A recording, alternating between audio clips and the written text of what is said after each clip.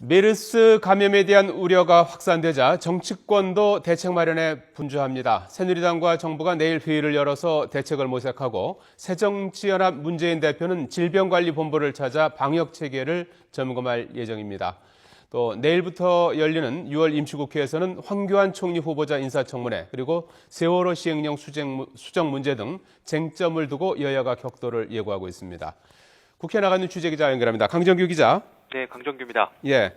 자, 지금 메르스 관련해서 대책 회의가 열리고 있는데요. 정치권에서도 메르스 감염 확산 대책 마련에 나섰다고요?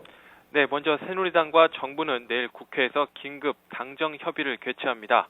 새누리당 원유철 정책위원장과 문형표 보건복지부 장관, 백승주 국방부 차관 등이 참석할 예정인데요.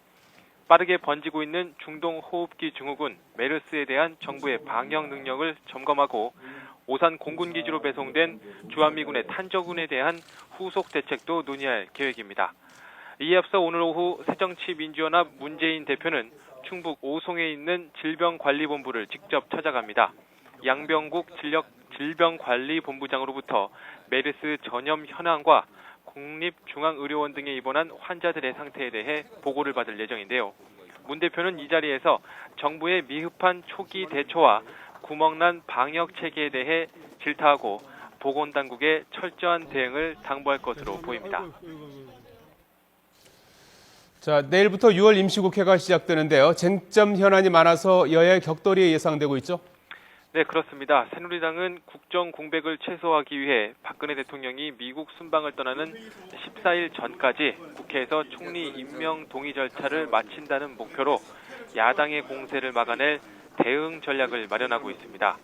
반면 새정치민주연합은 일찌감치 황 후보자를 공안 총리로 규정하고 부적격 판정을 내린 가운데 철저한 검증을 벼르고 있습니다.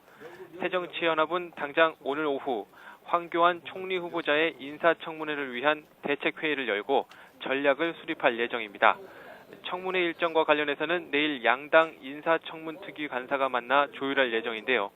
여당은 오는 8일과 9일 이틀 동안 청문회를 열고 10일 본회의를 열어 인준하겠다는 목표지만 야당은 사흘 동안 청문회를 열고 철저히 검증하겠다는 입장이어서 일정 조율부터 신경전이 불가피해 보입니다.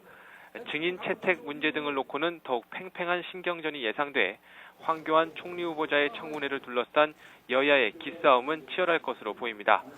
국회법 개정안 역시 뜨거운 감자가 될 것으로 보이는데요.